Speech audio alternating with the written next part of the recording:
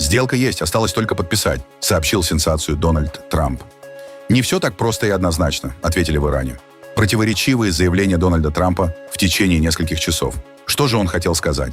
Снова таинственные 4 цифры. 8, 6, 4, 7. Теперь на газоне в Вашингтоне. Это послание Трампу? А в Пентагоне ложная тревога. В Великобритании еще одна отставка и уже новый министр обороны. Им стал Дэн Джарвис. Перепалка в итальянском парламенте. Премьер-министра Джорджа Мелони обвинили в слабости перед Трампом и Нетаньяху. Стартовал чемпионат мира по футболу. Сборная Мексики уверенно выиграла у сборной Южной Африки. Мехико ликует и протестует.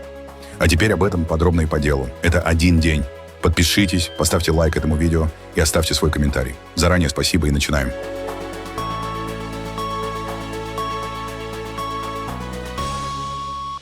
Президент США Дональд Трамп заявил, что Вашингтон и Тегеран находятся на пороге соглашения, которое может положить конец нынешнему конфликту. По его словам, документ уже практически готов, а церемония подписания может состояться в ближайшие дни в Европе при участии вице-президента Джей Ди Венса. Выступая в овальном кабинете, Трамп сообщил, что отменил запланированные на вечер удары по Ирану, поскольку стороны якобы вышли на финальную стадию переговоров. Американский лидер утверждает, что Иран концептуально согласился отказаться от разработки ядерного оружия, не приобретать его в будущем и допустить контроль над ядерными материалами. Трамп также заявил, что последние американские удары заставили Тегеран вернуться к переговорам. По его словам, иранское руководство после недавних атак стало гораздо больше заинтересовано в заключении сделки. По Ирану. Насколько вы уверены, что подписание состоится уже в эти выходные? Ведь вы уже были близки к заключению сделки, но в последний момент все срывалось. Это произойдет скоро. Возможно, уже в эти выходные. А верховный лидер Ирана уже одобрил эту сделку, сэр. Насколько я понимаю, ответ «да».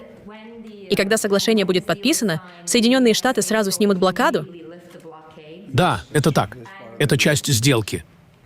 И вы увидите, как цены на нефть будут падать как камень.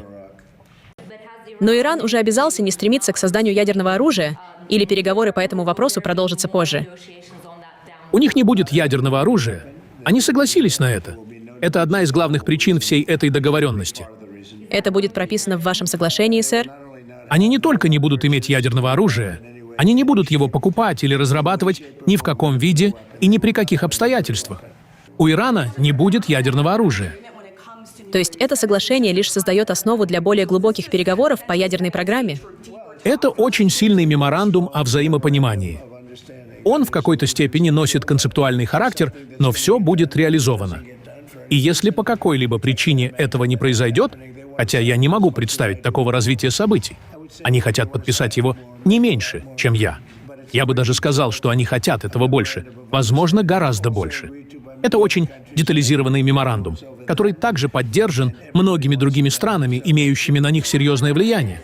Все хотят, чтобы это произошло, поэтому мы придем к результату. Есть ли конкретный срок между подписанием этого меморандума и заключением окончательной сделки? Мы надеемся, что все произойдет достаточно быстро. Проливы откроются сразу после подписания. Возможно, это будет в субботу или в понедельник. Но есть ли крайний срок для перехода от меморандума к окончательному соглашению? Мы считаем, что процесс пойдет довольно быстро. Я не хочу называть конкретный дедлайн, потому что если назову дату, вы потом скажете, он не уложился в срок. Но это не имеет большого значения, потому что соглашение будет подписано. Однако официального подтверждения этих заявлений со стороны Ирана пока нет. Агентство Фарс, которое считается близким к корпусу стражей исламской революции, сообщило, что иранские власти не утверждали никакого меморандума с США и не подтверждали достижения окончательного соглашения. Арабские СМИ также призывают относиться к заявлениям Вашингтона с осторожностью. По данным Аль-Джазира, переговоры действительно продолжаются при посредничестве Катара и других стран региона. Однако ключевые разногласия между сторонами остаются нерешенными, а официальные представители Ирана пока не объявляли о согласии на предложенные условия. Представитель МИД Ирана заявил, что Тегеран пока не принял окончательного решения по соглашению с США. По его словам, после того, как компетентные органы завершат рассмотрение деталей проекта документа, правительство Ирана официально объявит свою позицию. Таким образом, заявление противоречит словам Дональда Трампа, который ранее утверждал, что верховный лидер Ирана уже одобрил сделку и что соглашение может быть подписано в ближайшие дни. При этом иранские источники сообщают, что текст меморандума пока не согласован окончательно. По данным американских источников, важную роль в последних консультациях сыграл Катар.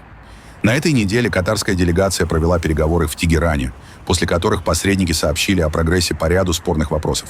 Тем не менее, окончательное решение, как утверждают источники, все еще должно быть одобрено высшим руководством Ирана. Контактировала с иранской стороной и глава евродипломатии Кая Каллас. Я поговорила с министром иностранных дел Ирана Аббасом Аракчи по поводу последней эскалации в Персидском заливе и состояния переговоров с Соединенными Штатами. Также я поддерживаю связь с министром иностранных дел Кувейта, шейхом Джарахом Джабером Аль-Ахмадом Аль-Сабахом. Возобновившиеся атаки на страны Персидского залива и их критически важную инфраструктуру неприемлемы. Возвращение к полномасштабной войне обойдется чрезвычайно дорого всему региону. Дипломатический путь по-прежнему остается лучшим способом положить конец этому конфликту. В Иране заявили, что окончательное решение по возможному соглашению с США пока не принято, несмотря на заявление Дональда Трампа о скором подписании документа. В Тегеране также обвинили Вашингтон в выдвижении необоснованных требований и подчеркнули, что не намерены идти на уступки, противоречащие интересам страны. Независимо от риторики, угроз и заявлений другой стороны, мы сосредоточены на интересах иранского народа. Мы продолжаем свою работу. Что касается текста соглашения и общего понимания, как только мы придем к выводу, что оно обеспечивает интересы иранского народа, мы обязательно объявим об этом открыто и прозрачно. На данный момент, когда я обращаюсь к вам, окончательного решения по этому вопросу еще не принято. Это очень важная тема, которая сейчас рассматривается соответствующими органами, принимающими решения. В последние несколько дней они вновь пытались навязать ряд необоснованных требований и условий. Исламская республика Иран, безусловно, показала как на дипломатическом направлении, так и на поле боя, что ни при каких обстоятельствах не подчинится незаконным условиям и требованиям другой страны. Что касается переговоров, Исламская республика Иран неоднократно заявляла, что вступила в дипломатический процесс добросовестно и с ответственным подходом. Проблема, с которой мы столкнулись с самого начала этого процесса, заключалась в противоречивых действиях американских официальных лиц. Помимо того, что они уже дважды в ходе переговоров совершали военную агрессию против Исламской республики Иран и совершили бесчисленное количество преступлений за последние 2 месяца, с 8 апреля по сегодняшний день, когда действует режим прекращения огня, Соединенные Штаты и сионистский режим неоднократно нарушали это перемирие, в том числе посредством ударов по Ливану. Премьер-министр Израиля Биньямин Нетаньяху и президент США Дональд Трамп обсудили проект меморандума о взаимопонимании между Вашингтоном и Тегераном, который должен стать основой для начала официальных переговоров по иранской ядерной программе. Об этом сообщили в канцелярии главы израильского правительства после телефонного разговора лидеров. Канцелярия премьер-министра. Президент Трамп сегодня вечером поговорил с премьер-министром Нетаньяху относительно готовящегося меморандума о взаимопонимании с Ираном для начала переговоров. Несмотря на то, что Израиль не является стороной этого меморандума, премьер-министр выразил признательность президенту Трампу за его приверженность тому, чтобы окончательное соглашение по итогам переговоров включало вывоз обогащенного материала, демонтаж инфраструктуры по обогащению, ограничения на производство ракет и прекращение поддержки Ираном своих террористических прокси-группировок в регионе. Противоречивые заявления Дональда Трампа в течение нескольких минут и часов.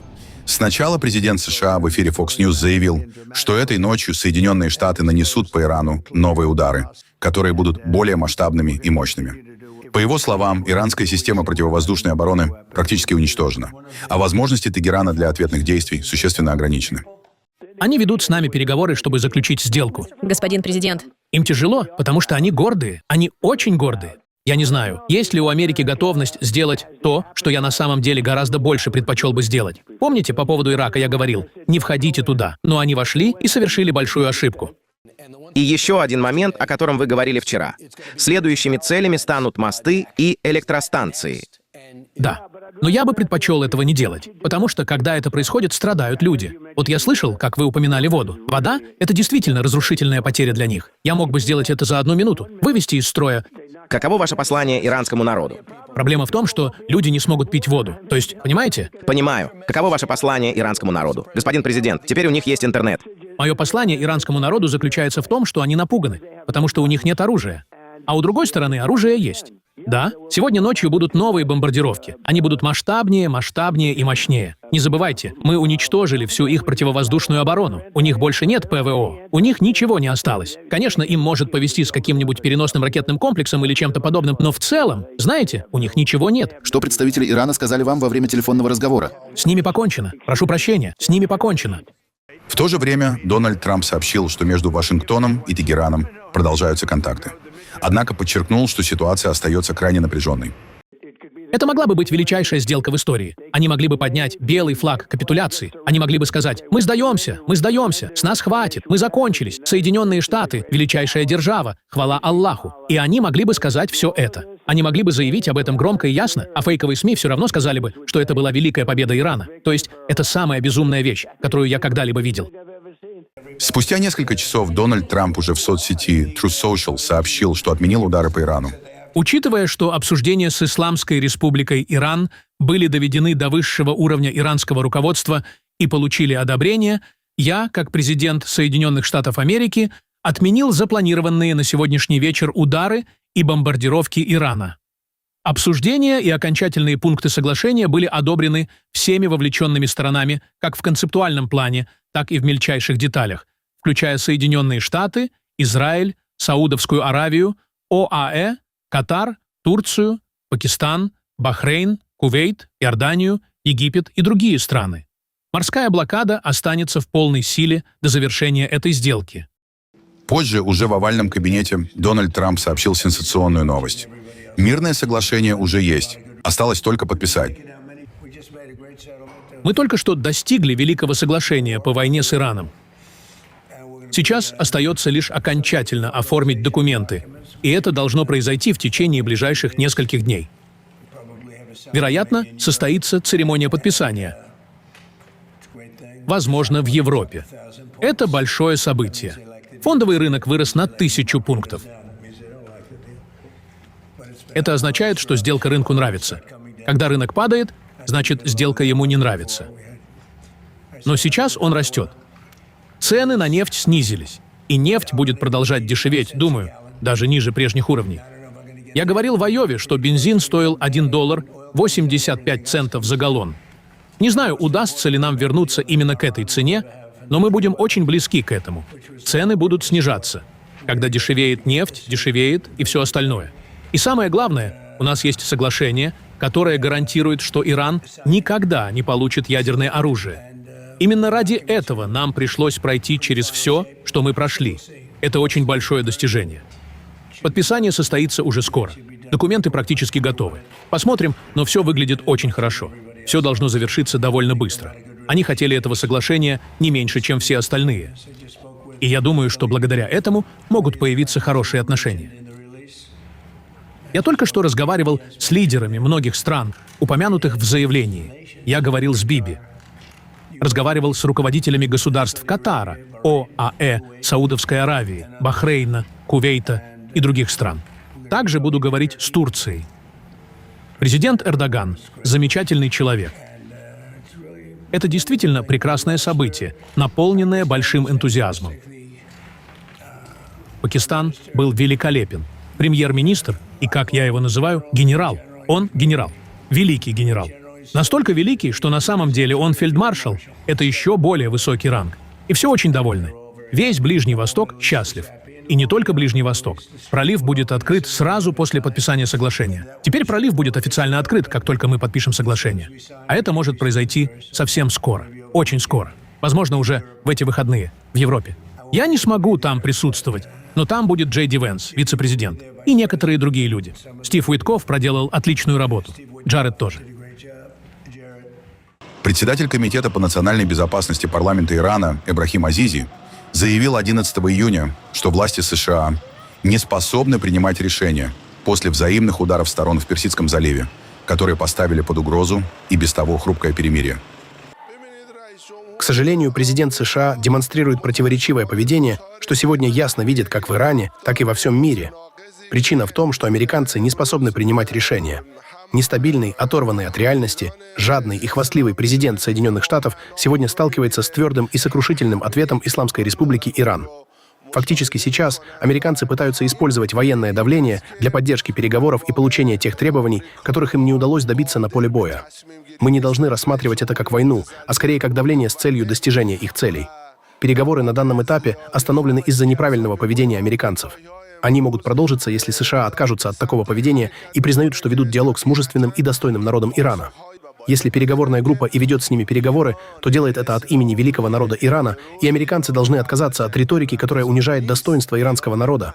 Они должны прекратить действия, наносящие ущерб интересам и безопасности Ирана, и признать, что сегодняшний исламский Иран — это уже не Иран до Рамаданской войны, а Иран после нее, достигший значительных высот и уникальных возможностей в военной, оборонной, политической и даже экономической сферах. Одним из примеров этого является максимальное использование своего геополитического положения, включая Ормузский пролив. Генеральный секретарь ООН Антонио Гутерриш глубоко обеспокоен продолжающейся эскалацией на Ближнем Востоке, включая удары США по Ирану и ответные удары Ирана по соседним государствам. Об этом в четверг заявил официальный представитель ООН Стефан Дюжарик. Переходя к ситуации на Ближнем Востоке, генеральный секретарь глубоко обеспокоен продолжающейся эскалацией в регионе, включая удары Соединенных Штатов по Ирану и удары Ирана по соседним странам Персидского залива и за его пределами, которые не являются сторонами конфликта, а также значительным усилением враждебной риторики. Он призывает стороны вернуться к полному соблюдению режима прекращения огня, чтобы избежать дальнейшего ухудшения ситуации, которая, как он заявил вчера Совету Безопасности, может привести к полномасштабному возобновлению конфликта с непредсказуемыми последствиями для региона и всего мира, особенно для наиболее уязвимых стран. Генеральный секретарь подчеркивает, что права и свободы судоходства в соответствии с международным правом должны соблюдаться. Он также призывает все стороны выполнять свои обязательства по международному праву и принимать все возможные меры предосторожности для защиты гражданского населения. Он вновь заявляет, что единственный путь вперед — это подлинный диалог и переговоры. Он призывает Соединенные Штаты и Иран удвоить усилия по достижению мирного, всеобъемлющего и долгосрочного соглашения, которое будет способствовать региональному и международному миру и безопасности. На лужайке Национальной аллеи в Вашингтоне появилась крупная надпись 8647, выведенная на траве неподалеку от мемориала Второй мировой войны. Ее заметили с вершины монумента Вашингтона, после чего на место прибыли представители властей. Значение надписи вызвало обсуждение. В американском сленге число 86 может означать «избавиться от кого-либо» или «выгнать», а 47 связывают с Дональдом Трампом как 47-м президентом США. Некоторые сторонники Трампа ранее трактовали сочетание 86-47 как призыв к его отстранению от власти, в том числе насильственным путем. Официальных заявлений о происхождении надписи или возможных виновных пока что не было. Правоохранительные органы выясняют обстоятельства произошедшего. В Пентагоне в четверг временно ввели режим локдауна после сообщения о возможном инциденте с опасными веществами. Несколько этажей здания были эвакуированы, а доступ в отдельные зоны ограничен.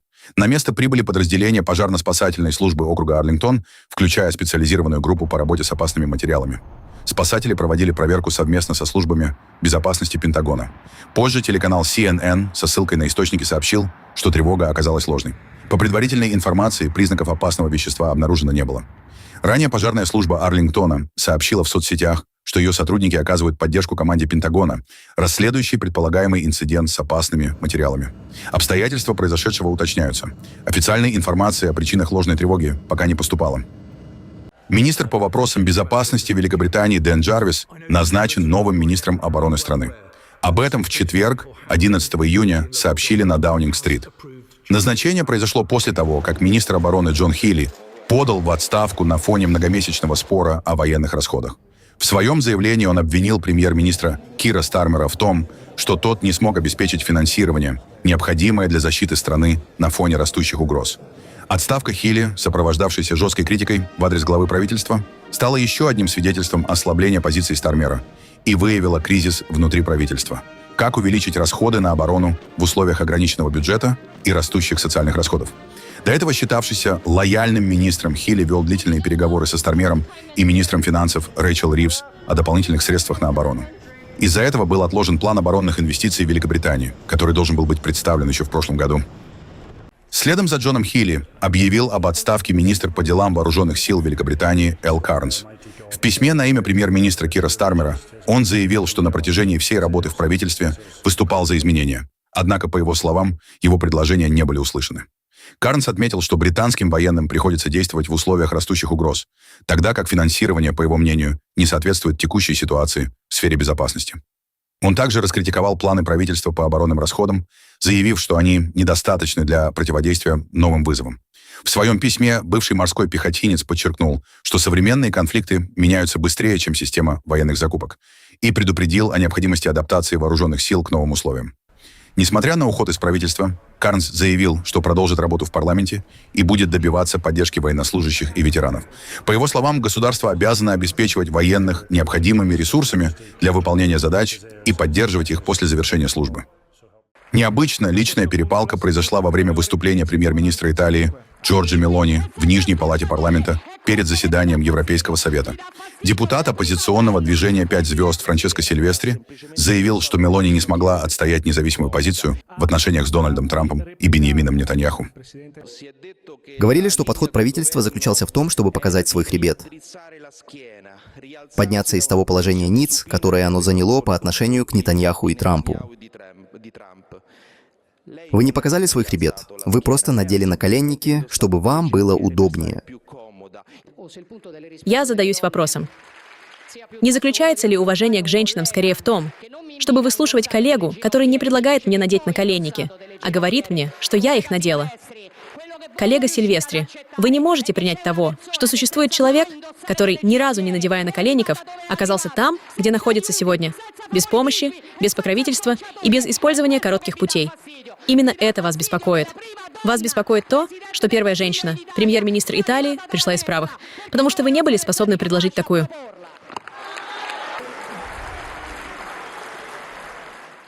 Стартовал чемпионат мира по футболу 2026 года, который впервые проходит сразу в 3 странах – США, Канаде и Мексике.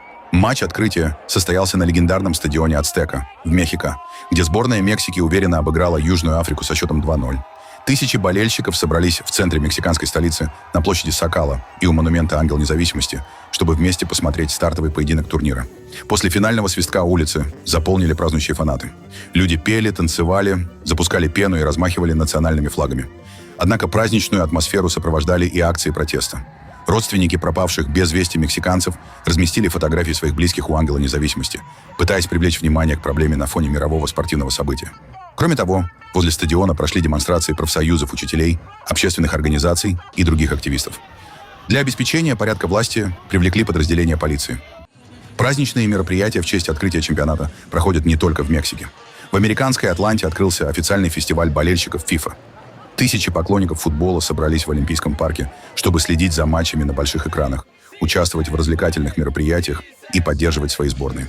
Чемпионат мира 2026 года продлится больше месяца и станет самым масштабным в истории турнира. В нем впервые принимают участие 48 национальных сборных. Международная шахматная федерация ФИДЕ приостановила членство России после решения спортивного арбитражного суда, который поддержал жалобу Украины. Причиной стал контроль российских шахматных структур над организациями в нескольких украинских регионах. Поскольку российская сторона не выполнила требования суда в установленный срок, санкции вступили в силу немедленно. При этом российские шахматисты сохраняют право выступать на международных турнирах под флагом ФИДЕ, а не России. Также федерация допустила возможность участия российских команд в соревнованиях под нейтральным статусом после принятия дополнительных решений. Россия долгое время считалась ведущей шахматной державой мира, однако сегодня лидирующие позиции все чаще занимают представители Индии, Китая и Норвегии. Одним из символов современной эпохи остается норвежский гроссмейстер Магнус Карлсон, который на протяжении многих лет доминировал в мировых шахматах.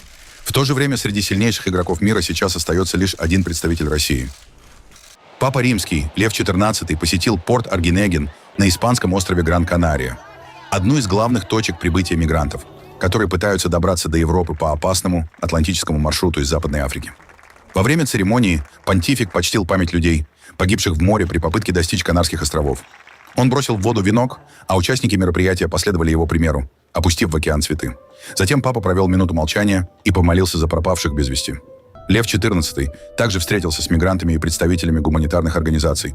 Он благословил нескольких участников встречи и помолился перед крестом, изготовленным из древесины лодки, на которой мигранты пересекали море. В своем обращении понтифик призвал относиться к мигрантам с уважением и гуманностью, подчеркнув, что человеческое достоинство не зависит от гражданства или пересечения государственных границ. По его словам, мир не должен привыкать к сообщениям о погибших на миграционных маршрутах. Мигранты, присутствовавшие на встрече, назвали визит папы знаком поддержки и надежды. Некоторые выразили надежду, что внимание главы католической церкви поможет привлечь больше внимания к их проблемам и условиям жизни. Канарские острова остаются одним из основных маршрутов нелегальной миграции в Европу. По данным правозащитных организаций, только в прошлом году при попытке добраться до архипелага погибли более 3000 человек.